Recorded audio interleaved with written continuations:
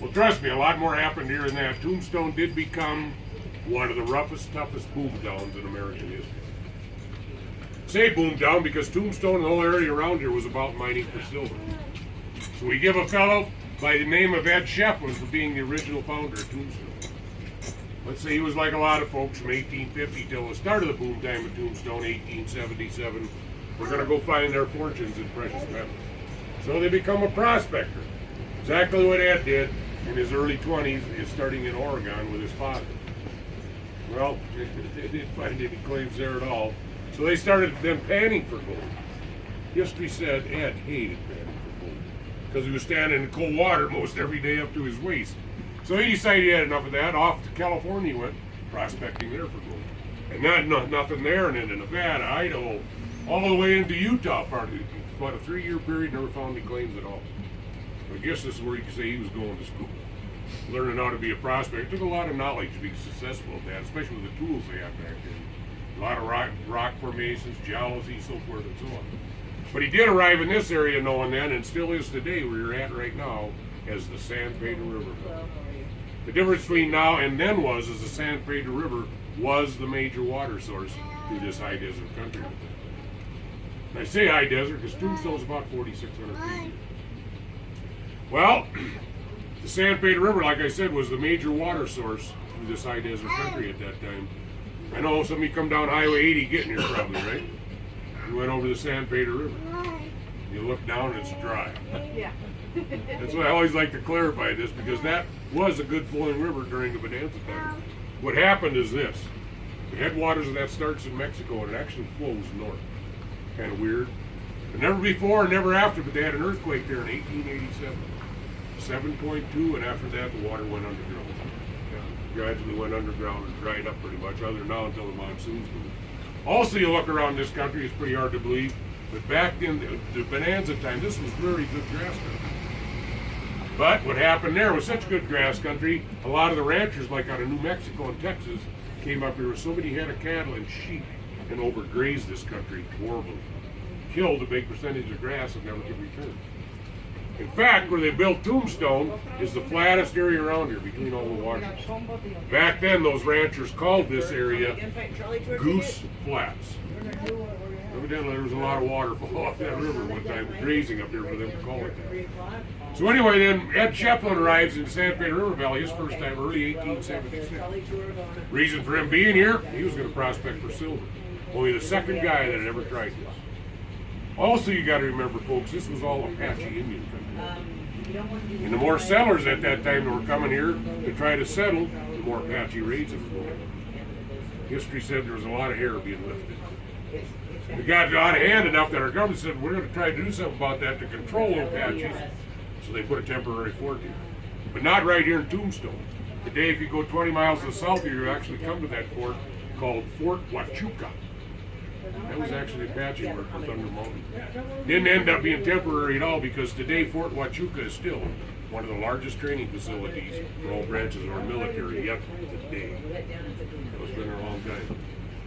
All this is going on now. Ed, he starts prospecting all these washes and hills around here for silver. He was staying with the soldiers at the fort to start with for protection of the Indians, and then he'd go out with them and they'd do their patrols and then try to prospect at that same time. Well, it wasn't working too good, so he wasn't getting enough time prospecting. So he left and he went out and found the first mines ever found here, the guy before had, in 1850. Those are 10 miles down Charleston Road here, and they called the Broncal mine, because the guy was a Spanish guy, his name was Broncal. But those mines had basically played out, but still 3 abandoned cabins remained. So that's where Ed would stay at night then, with his 2 mules for protection of the Indians, and they'd go prospecting during the day. Every so often, you know, he'd run a little short on supplies, some basic stuff. You know, coffee, bacon, whatever. Well, it was no big deal for us. We just go to the store and get some, right? Pretty big deal back then, because before they really got anything going here, the only place to get supply was Tucson. And Tucson in those days was a 2 to 3 day ride one way to work. That's good if you didn't run into any Apaches, right? So rather than do that, he'd go to the fort and they'd help out what he needed. But history also said every time them soldiers seen Ed out there prospecting, whenever you come to the fort, they're always giving him a bad time. They're always telling, really, Ed, you're still out there all by yourself with 2 mules and all these mad Apaches around here? And he told me he thought it was well worth the risk because the stone was showing him such good color for silver. Soldiers told him, Ed, just a matter of time, the only stone you're going to find out there is your tombstone, Ed. So here comes the next year. It's early 1877. By then, the word was getting out that there was beads of silver found here by Ed. So it was bringing more prospectors here, and people followed to this area. So they were trying to make a town here in 1877. But they run short of money of getting all the legal paperwork they needed to make this a town in that year. If they'd had that money then, we would all be sitting in a town today called Goose Flats. We got to find a Goose Flats yet. So anyway, by 1878, Ed Shefflin had picked up several silver samples. By then, history did say he's probably one of the most knowledgeable prospectors. So he knew the samples he had were good. Not really all good until he finally got the money to get them to a professional asset. There they told him, Ed, you're right. Most of these samples you brought us in to test, any mining company would mine these claims. They're that good. But for sure, your best one we tested at $15,000 a ton of silver. Silver prices back then was a high of $1.89 an ounce. That's like pure silver the guy was finding. Nice thing about it, in prospecting for silver, when you find it, it's a geology given. There's always gold with it. They told him $1,200 to $1,500 a ton in gold. Still one of the richest claims ever found. Right up here in these hills up here. By Ed Shell. Well, now he knows he's made it. He's rich, finally. Right to Tucson, he goes to the claims office, and he made a legal claim on that, and he named him the Tombstone claim. Because the soldiers giving him such a bad time. So 1878, we finally got it done, making this a legal town, taking Ed Shefflin's first mining claim and naming the town after Tombstone. So that's how it all got going here, Ken. Tombstone, Arizona, a town too tough to die, right? Nobody's heard that, have you? If you haven't, it's even written on the side of her police car. Reason for that is this. Bartender in Tombstone named the Arcade Bar was getting a keg of whiskey, switches kegs of whiskey around with a cigar in his mouth. He got that keg of whiskey on fire. And in a domino effect in 1881 burned half a Tombstone to the ground. Well, they already had a volunteer fire department over by 1880. We'll roll by a little later in our tour. At least they really worked hard to save the other half of town. And it's good they put that much effort into it. Because next year in 1882, the other half of town burns down. So they had two major fires here, 81 and 82, each time they rebuilt. That's how it got to be known as your town too tough. A lot of people thought it was everybody shooting each other. A lot of that was going on, but that's the real reason.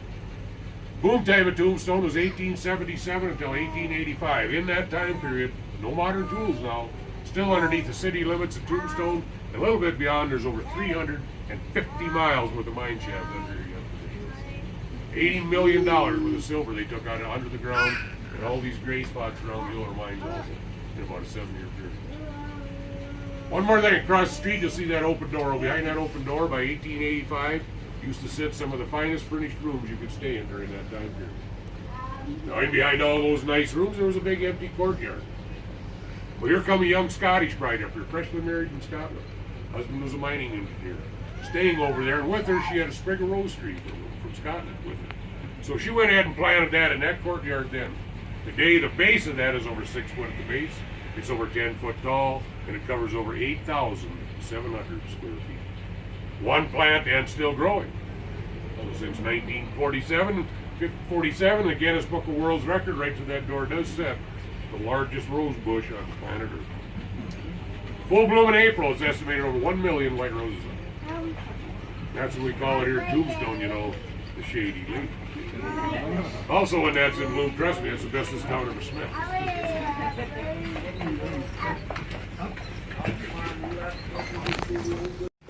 Didn't happen until 1903. By then, boom time was over, really didn't need it that much. So by 1957, they did pick up all their trucks, sold them to Mexico, donated the depot to us in Tombstone, and we still use that for our library today. Told you Tombstone was a rough, tough town. By the end of 1882, they had 110 bars in Tombstone. They had 3,200 registered ladies of the night in Tombstone, and a couple ice cream shops. I guess that pretty much tells you what the cowboys and miners left, right? Ice cream, all right. On the left, the largest building in Tombstone, right here in the corner of the courthouse. Completed this structure in 1882 as the county seat for Cochise County till 1929. It ended up costing the taxpayers to build that at that time $50,000. It's like millions today, but look at it, it's still standing being used yet as a museum today. Cochise County would still be the largest county in Arizona also. So coming up here on the left now, again next to the courthouse, this place is a block long, a half a block wide, with a pretty rose gardens in their yard. It's really pretty in the summertime when it's in bloom. Now history even mentioned that back in those days, during the Bonanza time, it was a very large and pretty place. The reason for that was one of the high-end bordellos in Tombstone. Next door to the courthouse, why not, right? Now on our left and on the corner, here you're looking at a custom home that was built in 1880 for Dr. George Goodfellow and his wife. Now, Dr. Goodfellow had earned himself a reputation for being one of the finest doctors and surgeons, not only in Tombstone but the whole area around here. He specialized in gunshot and knife wounds. So on our left now for 3 blocks, on our right for 2 blocks. This 5-block area was known as Uptown. 450 Chinese lived in this 5-block area. So now in any railroad town or mining town, of course, during the 1800s, Chinese were a big part of the labor force. This 5-block area then was run by the lady they called China Mary. Wanted to hire any Chinese labor, that's who you went and talked to. Tell her what kind of job you had to do. She would select 40 of the Chinese to fill this position. And you would end up paying her for their labor. Then she'd turn around and charge the Chinese back for finding them employment. 1/3 of their salary for the next 2 years. China Mary run this 5-block area right here from her home on her right. This is where she lived. She lived on the first level. Down below, like a cellar, is where she had the Chinese massage parlor and an opium den. Around the back of her house, there's some little casitas there. That is where she had the Chinese ladies of the night. Needless to say, China Mary did become a very wealthy lady in Tombstone. On the right side of the trolley, famous worldwide, because right here you are looking at the west side of the OK Corral. Those days, that's where they had the blacksmith shop, the shoes put on your horses, if your animals fed, whatever the animals needs, that is what the OK Corral was all about. Right here, under this awning, was where the old stable barn used to sit. And then in behind this was an open lot to Fremont Street. Each side of that open lot sat a building like this blue one on our right. It's called Fly Photography. So Mr. Fly did take pictures like this black and white one here hanging on the wall. And he did that as a hobby, worked in the mines to make a living. Wife decided she could use some extra money and went ahead and took this building they had right here in the corner of 3rd and Fremont, made this into an apartment, and ended up renting this out to Doc Holliday. This was Doc Holliday's apartment, belonged to Big Nose Kate when he was in Tombstone. Some more history after that corner, I'll tell you a bit later than yours. Coming up on the left, the second largest building in Tombstone, the Chef Winnow. Completed this structure in 1881 for a high-end opera house, seating over 350 people to watch an opera at one time. It still is one of the largest adobe buildings in the United States. Again on our left and on the corner, the San Jose House. It's also an original building. Completed construction on this in 1879. It's one of the first rooms for rent in Tombstone. They're still using them today as rooms for rent. Coming up on the right, the Tombstone Epitaph newspaper. This was started by John Clough in the year 1880. John here, he had the second newspaper in Tombstone, but he also became the mayor of Tombstone and ended up one of Wyatt Earp's best friends. On our right, this big long building back then was the Golden Eagle Brewery. This is where they brewed the beer for Tombstone in the area. Started serving it out of crystal glasses, so it became known as the Crystal Palace. Now when Virgil Earp was the marshal of Tombstone, upstairs here is where he had his office. Next door to his office was Dr. Goodfellow's office. So Well, their lawyers' offices up there also. A couple more things happened right here. This was in retaliation for the gunfight at the OK Corral, though. Right here in front of the Crystal Palace. Across the street, sort of McClellan's McClarry's gunned down Virgil Earp with shotguns. Did kill him, but right here is where he did lose the use of his left arm permanently. Again on our right, halfway down the boardwalk, you'll see a sign with a buffalo in the lower right-hand corner. Well, right there used to sit the Campbell and Hatch Saloon. That is where Morgan Earp was playing a game of pool. Through the back door, they shot him and killed him. That is where he died on the pool table. Coming up on the right, this was your first marshal's office and jail in Tombstone. Right here it sat, 1880, with Fred White being the first marshal of Tombstone. He didn't last very long, though, as marshal, because he was shot and killed by a red sash cowboy high on opium named Curly Bill Rodeo. Straight from us, of course, what Tombstone's all about mining. This was Ed Shefflin's second mining claim, he called it. Everybody says, Ed, how good's that claim? He always said, good enough. So it became known as good enough mining. Right here to the right, this is the original fire station I was telling you at during the major fires of 81 and 82. All volunteer help for that fire department. The Earp brothers even volunteered. Still basically all volunteer help today, too. Because that is our senior center. Coming up on the left on the corner of 6th and Allen was the most popular bar in Tombstone, the Birdcage Theater. It was popular because in there they had live music 24 hours a day. Dance hall girls, ladies of the night, their own opera stage. We had a card game went on there 7 days a week, 24 hours a day, and it never ended for over 8 years. Go through there, you'll still see over 109 bullet holes throughout the ceiling and walls. Ended up dying in Tombstone. A lot of folks sure seem to get that done. Well, if that happened, on our left, you'd either be dragged or carried right here to this alley. Because down this alley used to sit A.J. Ritter's funeral parlor. They kept A.J. so busy I'd open up another shop on the west side of town. Said more days than not, Tombstone did wake up to a dead man for breakfast. The street we're going to cross right now is the main street, Fremont Street. Not Allen Street like you see it today. Now, Fremont Street, the 3 blocks north here, had residents that lived here too. It was also written up back then by New York Times as one of the heaviest red light districts in Western history. Now, housing also was hard to come by. Finally got a sawmill up in the Huachuca Mountains. Started cutting up boards, bringing them here to Tombstone, and building homes like these on our left. These are not original ones here yet. They built lots of them. They called this type of housing back then shotgun houses. Remembering this was a heavy red light district, but still on our right, second building in here with a metal roof. They went ahead and built that church anyway in 1880 as a Catholic church, still being used for that today.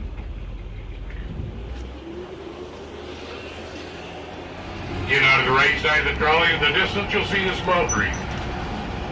They're called the Dragoon Mountains. So now that is where Cochise, he was the Apache war chief, had all his women and children and braves lived in that mountain range, calling it home. The soldiers called that Cochise's stronghold because they physically tried to kill or capture Cochise for years unsuccessfully. Finally, Cochise was forced to take his people and go to the reservation, and there he died a natural death. Cochise was in his 80s before he finally died. On our right again, more recent history happened down here at the Sagebrush Motel, because right there is where John Wayne and Maureen O'Hare stayed. Well, they made one of their movies in this area called McClintock. This whole area we're driving through today now is known as Old Tombstone. First lots were sold here from the first churches built. Speaking of churches, the one on our left was the first non-Catholic church in all the Arizona Territory. Reverend Peabody got here in 1882, and the Episcopal Church built, been doing services here ever since. Some of the first lots sold here in Tombstone, right here in this area, 1877 and 8, for $7.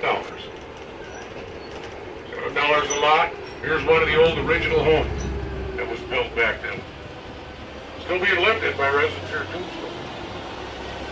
You got quite a collection, didn't it? On the right, one block down, you'll also see the row housing they were building for the larger families of the miners back then.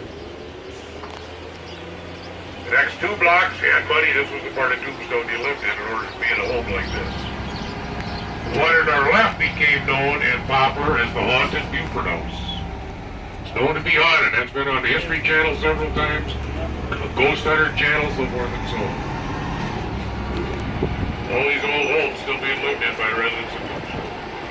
So coming up here on the right and on the corner today, they use it for a rock shop. But originally, this was the home of Morgan Earp and his wife when he was murdered at the Campbell and Ashton. He also lived here when he was a deputy for his brother Virgil in Tombstone. You might notice his house was sure a lot smaller than his neighbors were. But personally, I still think he had the most convenient home of anybody in Tombstone. Because look at here, right in his backyard, he had the Circle K and the Family Dollar. Now, if you look straight out in front of the trolley, you really get a good view. The Dragoon Mountains were Cochise called home. One of the reasons they never could capture him is where he lived. Look at the view he had from up there. You could see the soldiers coming miles before they ever even got close to him. That gave Cochise a big advantage to get a war party ready or do whatever they really needed to do to defend themselves. Boothill Cemetery. Got the name Boothill originally. Many people dying violent deaths with their boots on.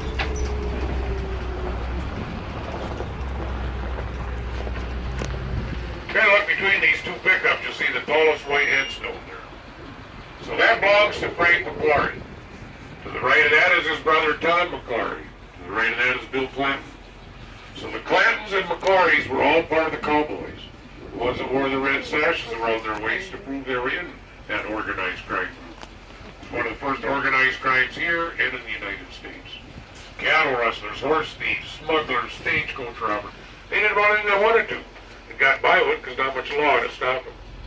But those 3 headstones also belong to the ones the Earps and Doc Holliday killed at the OK Corral gunfight. A lot of headstones here, of course. But one of them reads like this. Reads, "Here lies Lester Moore. 4 slugs. A 44. No less, no more." See, you're 1882, and they thought, well, maybe we figure out just how many people really from the Tombstone. So they did a census. And the way they did that census was through the voters. Back in those days, in order to vote, you had to be a white male, 21 years or older in order to do so. Well, that number come up to around 8,000. But now you figure between all the women, the children, the Chinese, and all the other nationalities that lived here, illegal festival. By the end of 1882, Tombstone was 12,000 people. That did make this the largest city between St. Louis and San Francisco. Today our population is 1,360. Changes. Maybe that's more than all you just be still. Coming up here on the right and on the corner is a small home Virgil, and his wife lived when he was the marshal. So years ago, kids were in that old building playing the banjo band. He was lived right here. Then on our left, Wyatt Earp's house. So there you have it, Morgan, Virgil, Wyatt, Doc, all living off of Main Street, Fremont Street, was about in a block of each other. And that's what the name of the gunfight originally was called, the gunfight on Fremont Street. Not the OK Corral. The newspaper started calling it that because it helped them sell papers. The original gunfight happened on Fremont Street, behind the open lot at the OK Corral, next door to Doc Holliday. So where the trolley is right now is where the path carries. Coming down 4th Street, making a left turn, walking right at it. Shoulder to shoulder for the Earps and Doc Holliday. Good right did happen. Number 26.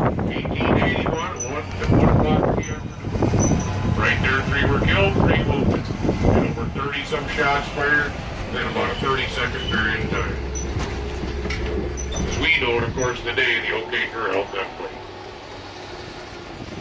So on our right and on the corner, you'll see today the business is called Old Time Can Photos. Back then, this was the Chinese restaurant, Tombstone. The folks called it the Can. Most everything they served come out of a can. Visitor Center was the hospital in Tombstone at one time.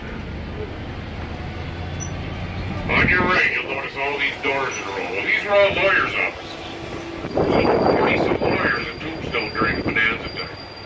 They'd earned themselves a reputation for being very dishonest. So the local folks called this part of Tombstone Rotten Row. Thanks for taking a tour today. Hope you all did enjoy. One of my wages on this job, Harvard tips. I got a spit doing here. Like put a tip in there, slave. I always appreciate it. I'm at the Boothill graveyard, and right now I'm looking for the McClurys that were killed in the shootout, and that would be right here. Tom and Frank brothers, October 26th.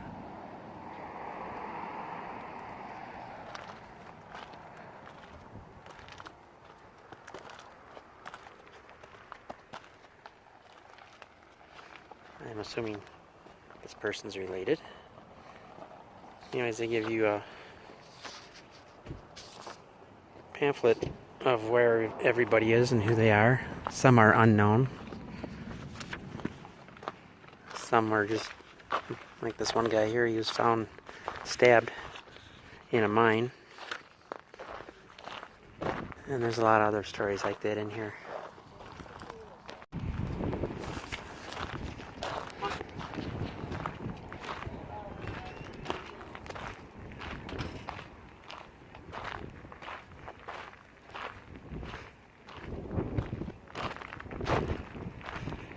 Three-fingered Jack Dunlop.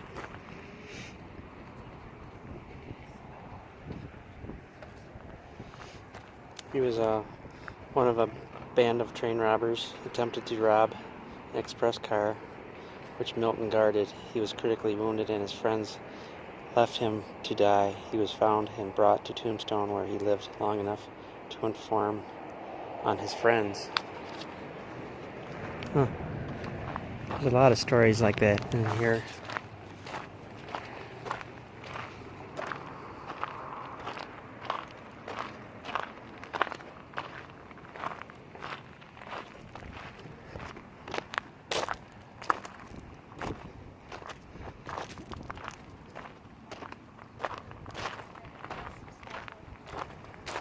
It's a nice spot for a graveyard. It's, see the valley and the hills, mountains in the distance. That's where the Apache lived.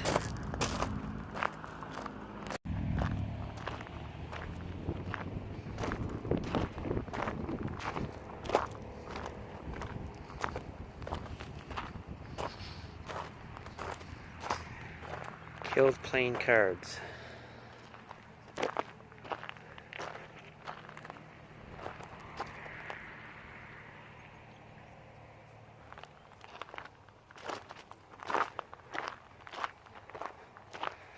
Harry Curry, killed by Indians. Daniel drowned. Cowboy killed in stampede. Kansas kid.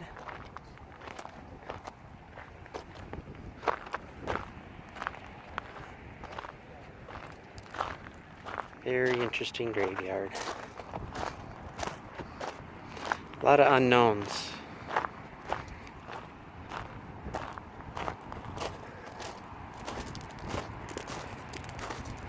There's China Mary that they were talking about. She pretty much ran the town.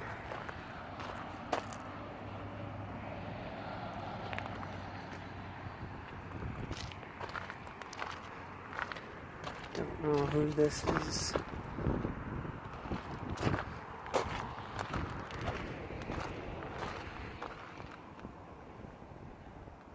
Cookie, a friend to all. I don't know who that is.